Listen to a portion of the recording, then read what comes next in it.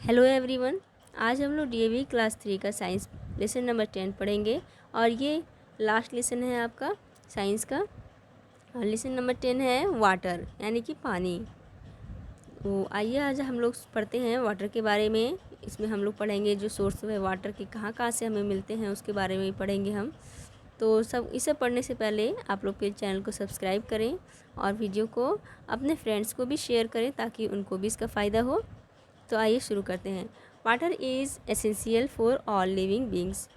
पानी जो है वो हम सभी लिविंग बींग्स के लिए, लिविंग बींग्स मीन्स क्या हुआ, जीवित प्राणी। लिविंग मीन्स जीवित और बींग्स मतलब प्राणी, यानी कि जितने भी जीवित प्राणी हैं उन सभी के लिए एसेंशियल है, बहुत ज़रूरी है water. It is present in fruits, vegetables, leaves, flowers, air and even in our breath. और जो पानी है ये कहाँ कहाँ होता है, फ्रूट्स में होता है। फ्रूट्स में जैसे आप देखते हैं ना, फ्रूट का जूस होता है वो क्या होता है, लिक्विड फॉर्म में होता है, तो उसमें भी तो पानी होता है। वेजिटेबल है या फिर पत्ते हैं, पत्ते में भी देखिए आप उसको अगर पीसिएगा तो उसमें से निचोड़िएगा तो पानी निकलेगा, गीला गीला लगता है ना, तो उसमें भी पानी है। फ्लावर्स में भी पानी है, हवा में भी मॉइस्चर होता है, पानी होता है जैसे देखिए आप। और यहाँ तक कि जो आप सांस लेते हैं ना, उस सांस में भी आपका पानी रहता है, लेकिन हमें दिखता नहीं है, वो बहुत कम होता है। तो अब हम करते हैं कुछ सोर्स ऑफ वाटर का, लोकल सोर्सेज ऑफ वाटर। तो क्या क्या सोर्सेज हैं हमारे वाटर के जो हमें जनरली मिल जाते हैं अपने आसपास। In cities we get water from the tap, यानी कि शहरों में हम पानी कहाँ से पाते हैं, टैप से, यानी कि नल से। टैप मीन्स नल, देखिए ये रहा। तो शहरों में हम पानी नल से पाते हैं, शहर में हम पानी कहाँ से पाते हैं, नल से पाते हैं। At some places water is also drawn from underground with the help of hand pumps. और इसके साथ ही कहीं कहीं वाटर जो है वो हैंड पंप से भी निकाला जाता है। हैंड पंप से पानी कैसे, अंडरग्राउंड वाटर होता है, यानी कि ज़मीन के अंदर से पानी को खींच करके हैंड पंप की हेल्प से हम निकालते हैं। At some places people get water from lakes, ponds और रिवर्स। और कुछ जगहों पर लोग पानी झील से, तालाब से और नदियों से भी प्राप्त करते हैं। They also draw water from the well. और वे कुओं से भी पानी खींचते हैं, जैसे कि यहाँ पिक्चर में दिखाया गया है, देखिए। Sources of water. अब वाटर के सोर्स क्या क्या होते हैं, कहाँ कहाँ से वाटर हमें मिलता है, कहाँ से आता है।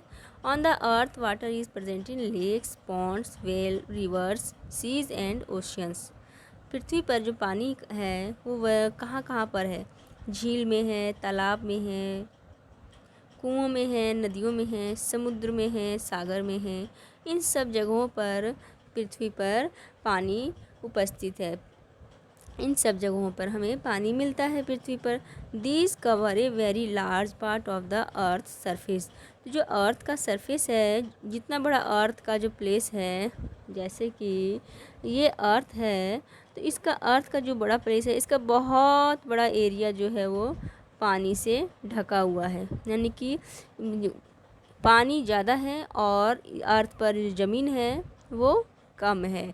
About 3/4 of the earth surface is covered with water, यानी कि लगभग 75% एरिया जो है अर्थ का वो पानी से ढका हुआ है। यानी कि अगर आपका जो पूरा अर्थ है ना, ये इतना बड़ा अर्थ है, इसको अगर हम 4 पार्ट में बांटें तो इसमें से इसका ये 3 पार्ट कितना हुआ, इतना जगह जो है वो अर्थ का सिर्फ पानी ही पानी है। और इतने पे जो इसका 1/4 प्लेस बचा, यानी 25% जो इसका स्पेस है, वहाँ पर सिर्फ लैंड है। Picnic spots are often developed near lakes and rivers. The water present there is used for boating and other water sports. कोई भी पिकनिक स्पॉट्स जो होते हैं जनरली वो तालाब के या झील के या नदी के किनारे, आपने देखा होगा बहुत से लोग घूमने जाते हैं ना, बीच पे जाते हैं जैसे, तो ज़्यादातर पिकनिक स्पॉट्स वहीं पर डेवलप किए जाते हैं क्योंकि लोगों को वहाँ पर ज़्यादा अच्छा लगता है, घूमने में मज़ा आता है। क्योंकि यहाँ पर पानी में क्या होता है, बोटिंग किया जाता है और बहुत सारे वाटर स्पोर्ट्स भी वहाँ पर अवेलेबल होते हैं। Rivers, lakes, ponds and well get water mainly from rain and snow. जो ये नदी होती हैं, तालाब होते हैं या झील होते हैं, ये सब पानी कहाँ से पाते हैं, इन सब में पानी मेनली जो है वो बारिश के कारण से आता है। अगर कोई देखिए बारिश का दिन, बहुत से तालाबों को आपने देखा होगा जब गर्मी का दिन आता है तो सूख जाता है, और जब बारिश का दिन आता है तो फिर उसमें पानी भर जाता है। तो इस तरह से वो पानी उसे कहाँ से मिलता है? बारिश से मिलता है। बहुत सारी नदियाँ भी हैं जो बारिश के दिनों में पूरी भर जाती हैं, बहुत पानी उसमें होता है, और गर्मी में सूख भी जाती हैं। और बारिश के साथ साथ और इन्हें पानी कहाँ से मिलता है? स्नो से, यानी कि बर्फ़ से भी मिलता है। यानी कि बहुत सी नदियाँ जो है वो पहाड़ी इलाकों से निकलती, जैसे हमारे देश की गंगा नदी है, वो हिमालय के जो पहाड़ है वहाँ से निकलती, वहाँ पे बर्फ़ है बहुत, और वो बर्फ़ जो पिघलता है तो उसी से ये पानी निकलता है, इसलिए और वो नदी कभी नहीं सूखती है। तो हम देखते हैं कुछ मोर इसे कुछ और नेचुरल सोर्सेज जो वाटर के हैं वो क्या हैं। तो पहला है रेन।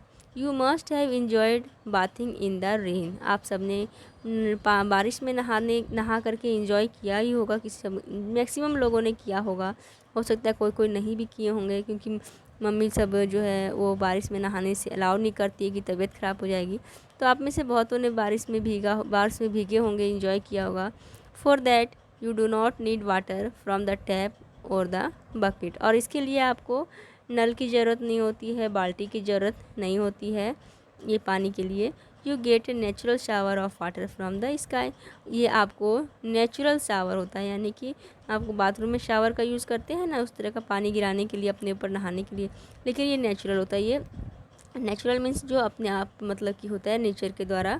तो आसमान से ये नेचुरली ये वाटर जो है शावर की तरह गिरता है, और इसके लिए आपको बाल्टी और मग का यूज़ करने की ज़रूरत नहीं पड़ता है। Rain is the most important natural source of water. बारिश जो है वो जो नेचुरल सोर्स है वाटर का, उसका सबसे इम्पॉर्टेंट हिस्सा है। सबसे इम्पॉर्टेंट जो नेचुरल सोर्स है वाटर का, जो जहाँ से हमें पानी प्राप्त होता है, वो रेन है। Lakes, ponds and rivers get water mainly from rain.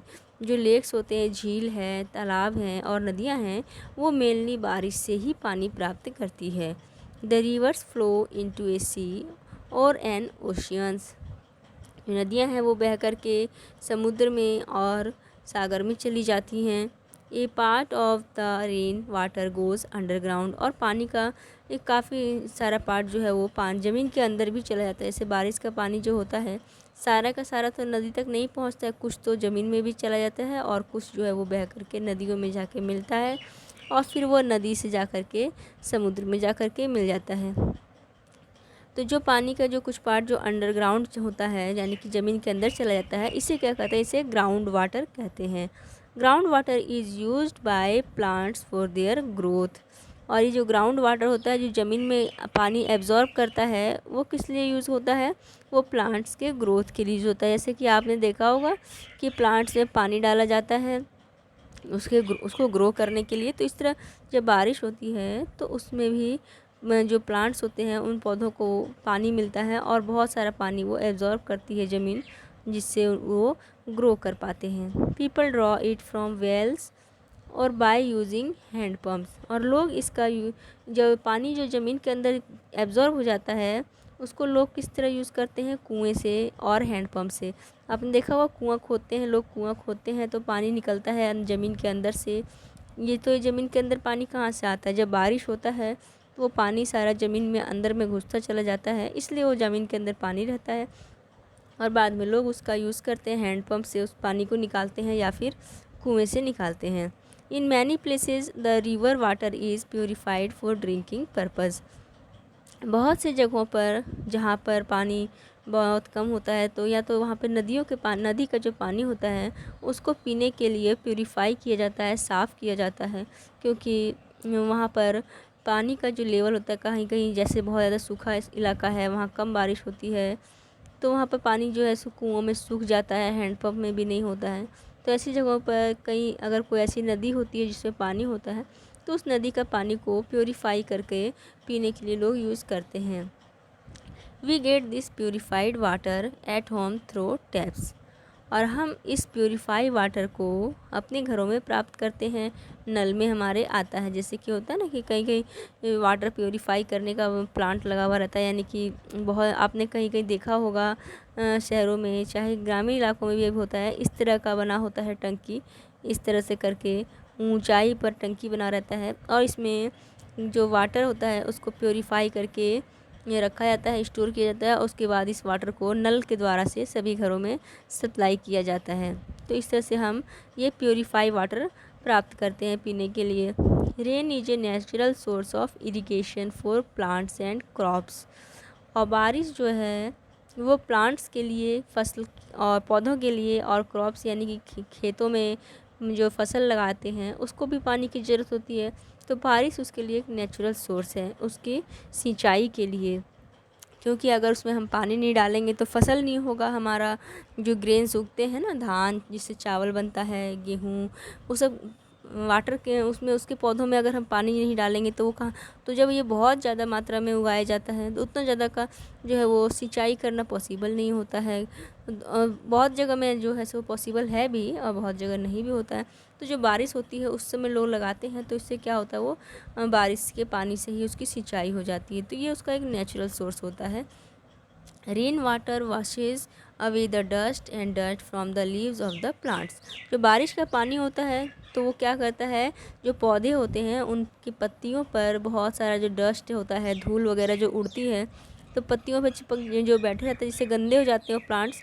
तो ये जो बारिश होती है जब, तो उसको साफ़ कर देती है। Plants look greener, fresh and more beautiful after a rainfall. और आपने देखा होगा कि जैसे जब कभी की बारिश के बाद जो है वो, अगर किसी पेड़ पौधे को आपने देखा होगा तो बहुत ज़्यादा क्लीन और फ्रेश दिखता है, और इससे वो बहुत ही ग्रीन ग्रीन कलर का दिखता है। Have you ever notice the behaviour of animals in your locality on A rainy day. क्या आपने अपने आसपास के एनिमल्स को के बिहेवियर को देखा है जब बरसात के दिनों में, कि उनका बिहेवियर कैसा होता है।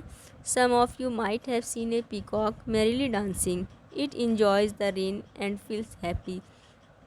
देखिए जैसे कि पिक्चर में दिखाया गया है, यहाँ पर ये जो पीकॉक है ये डांस कर रहा है। तो आप में से कईयों ने हो सकता है देखा हो कि मोर को नाचते हुए। जब बारिश होती है ना तो मोर जो है वो बहुत ही हैप्पी हो जाता है, बहुत इंजॉय करता है और उसे बहुत अच्छा लगता है, और इसलिए वो खुशी के मारे बहुत एकदम पूरा पंख फैला करके इस तरह से डांस करने लग जाता है। नेक्स्ट है स्नो।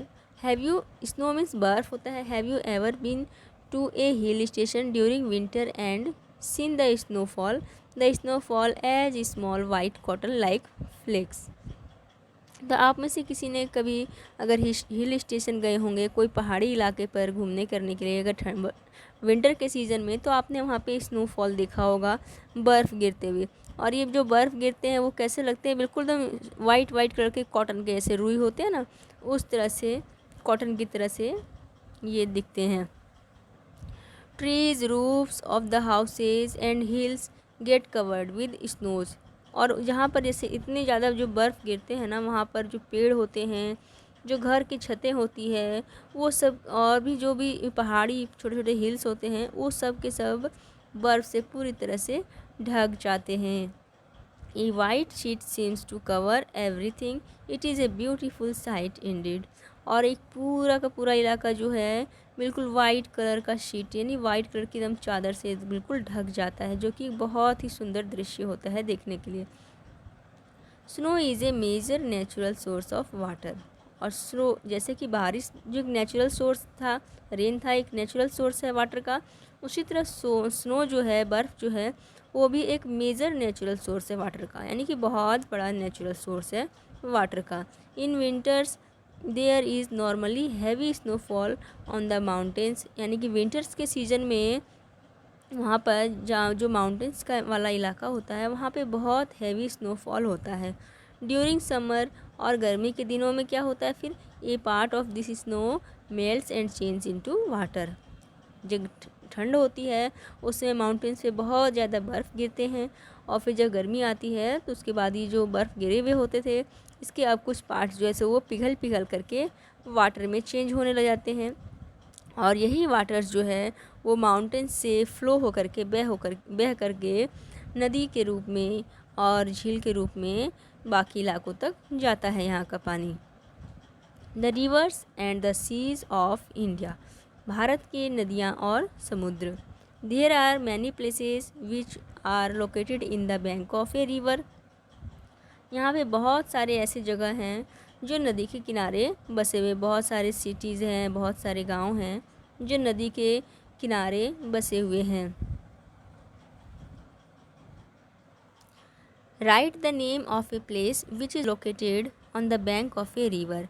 यानी कि आप कुछ ऐसे प्लेस के नाम बताइए जो कि नदी के किनारे बसे हुए हैं, और वो कौन सी नदी के किनारे बसे हुए हैं वैसा भी इसमें पूछा गया है। तो ये ऐसा कौन सा है, जैसे कि एग्जांपल के रूप में एक ले लीजिए आप, दिल्ली है। दिल्ली जो है वो कहाँ पर है, वो यमुना नदी के किनारे बसा हुआ है। और देखिए डू यू नो में देखिए, the longest river of the world is the Nile in Egypt. जो लॉन्गेस्ट रिवर है, वर्ल्ड का जो लॉन्गेस्ट रिवर है, सबसे लंबी नदी, वो कौन सी नदी है, नील नदी है, और ये इजिप्ट में है। India is a land of many reverse. India जो है बहुत सारी नदियों वाली भूमि है। इंडिया की जो भूमि है, हमारे भारत जो है, देश जो है, इसकी भूमि पर बहुत सारी नदियां हैं। The major rivers of North India are Indus, Brahmaputra, Ganga, Yamuna, Sutlej, Beas and Chenab. यानी कि जो इंडिया का नॉर्थ पार्ट है, जो इंडिया का मैप है, उसका जो नॉर्थ पार्ट है ना, उसमें बहुत सारी नदियां हैं। जो मेन जो बड़ी बड़ी मेन नदी हैं उनमें कौन कौन सी है, इंडस है, ब्रह्मपुत्र है, गंगा है, यमुना, सतलज, बीज और चेनाब। ये सब क्या है, ये सब कुछ बड़ी नदियां हैं जो इंडिया के नॉर्थ साइड में है। और the main rivers of south India, अब जो साउथ साइड में जो मेन रिवर्स है, बड़ी बड़ी नदियां हैं, वो कौन कौन सी हैं, कृष्णा, कावेरी, गोदावरी, महानदी, नर्मदा और तापी। ये सब कहाँ है, साउथ में। इन नदियों को भी आप जो है वो याद रखिएगा, क्योंकि एग्ज़ाम में पूछा जा सकता है जब ऑब्जेक्टिव टाइप के क्वेश्चन आते हैं तो, कि इंडिया के जो नॉर्थ साइड में है वो कौन कौन सी नदियाँ हैं, और जो साउथ साइड में है वो कौन कौन सी नदियाँ हैं। India is surrounded by the Indian ocean of on the south. India जो है वो साउथ की साइड से इंडियन ओशियन से घिरा हुआ है। जैसे कि इंडिया का आपने मैप देखा होगा, नीचे से साउथ के साइड में इस तरह से है, तो ये पूरा इलाका जो है वो क्या है, वो इंडियन ओशियन जो है उससे घिरा हुआ है। और bay of Bengal on the east, और जो इसका ईस्ट वाला पार्ट है, यहाँ पर क्या है, यहाँ पर बे ऑफ बंगाल है। And the Arabian sea on the west side, और इधर साइड अरेबियन सी है। देखिए इधर एक बार फिर से मैं दिखाती हूँ क्लियर। देखिए ये इंडिया का साउथ पार्ट है ना, तो यहाँ पर इधर तो बे ऑफ बंगाल है, और इधर के साइड में अरेबियन सी है, और इधर का बाकी का एरिया जो है वो क्या है, ओशियन सी से। तो इस तरह तीनों साइड से ये वाटर से घिरा हुआ है। नेक्स्ट है utility of reverse. River water is sometimes diverted into canals. यानी कि बहुत बार ऐसा होता है कि जो नदी का पानी होता है वो जिधर जिस ओर जा रहा है वहाँ पे तो ठीक है कि इधर पानी जा रहा है, लेकिन अगर कहीं इधर का इलाका में पानी का ज़रूरत हो सिंचाई के लिए, तो क्या किया जाता है कि यहाँ से नदियों को काट करके ऐसे एक खोद करके नदी जैसा बनाया जाता है, जिसे क्या कहा जाता है, कैनल कहा जाता है। क्योंकि ये जो नदी है ये तो नेचुरली बनी होती है, इधर जा रही होती है, लेकिन जब इसको काट के गड्ढा खोद करके इसको इधर नदी के जैसे बना करके पानी को लाया जाता है तो इसको कैनल्स कहा जाता है। This water is use to for irrigation और इरीगेटिंग द फील्ड्स। और ये किस लिए लाया जाता है इधर, यहाँ बाकी के जो इधर के इलाके होते हैं वहाँ पे सिंचाई करने के लिए, यानी खेतों में पानी जो है, वहाँ की जो फसल होती है, खेत होते हैं, उसमें पानी के लिए, उसकी सिंचाई के लिए ऐसी नदियों को डाइवर्ट करके कैनल के द्वारा वहाँ पर लाया जाता है। Rivers are a useful source of energy. और जो नदियाँ होती हैं ये एनर्जी का भी एक यूज़फुल सोर्स होती है। You might have visited a dam or seen a picture of a dam. आपने कभी डैम देखा होगा, डैम गए होंगे या फिर उसका कोई पिक्चर देखा होगा, तो ये भी जो है बहुत ही यूज़फुल सोर्स है एनर्जी का। देखिए ये पिक्चर में है, ये डैम है। तो ये डैम का यूज़ किस लिए किया जाता है, इसमें इस डैम से इलेक्ट्रिसिटी बनाया जाता है, यानी बिजली बनाया जाता है। और जब इस ये जो पानी होता है इसको स्टोर इतना ज़्यादा, इसको इस तरह से रोक करके डैम, इसको रोक नदी पर बांध बना दिया जाता है जिसको डैम कहा जाता है, और बांध बना करके उसको पानी का यूज़ किया जाता है इलेक्ट्रिसिटी जनरेट करने के लिए। और इसके द्वारा जो इलेक्ट्रिसिटी जनरेट होता है उसे हाइड्रो इलेक्ट्रिसिटी कहा जाता है। A dam stores river water in it. एक डैम जो होता है वो नदी के पानी को अपने आप में स्टोर करता है, और this store water can then be used to generate electricity. For this it is made to fall from a height. और इसलिए और जब इसमें नदी का पानी जो होता है, जैसे कि ये नदी जा रही है, तो यहाँ पर बांध बना दिया जाता है और जहाँ तक और थोड़ा ऊंचाई पे बनाया जाता है, और फिर यहाँ से जब प्रेशर से वाटर को गिरता है तो इससे इलेक्ट्रिसिटी बनाने में यूज़ किया जाता है। इसलिए यहाँ पे पानी को जो है सो ज़्यादा ऊंचाई से गिराया जाता है ताकि इससे इलेक्ट्रिसिटी बनाने में, जनरेट करने में यूज़ किया जा सके। तो इस प्रकार से रिवर्स भी एक जो है वो क्या है, काफ़ी एनर्जी वाला सोर्स है, यूज़फुल सोर्स है एनर्जी का। तो लेसन नंबर 10 आपका यहाँ पे आज कंप्लीट हो गया। Thanks for watching and share this video and subscribe my channel.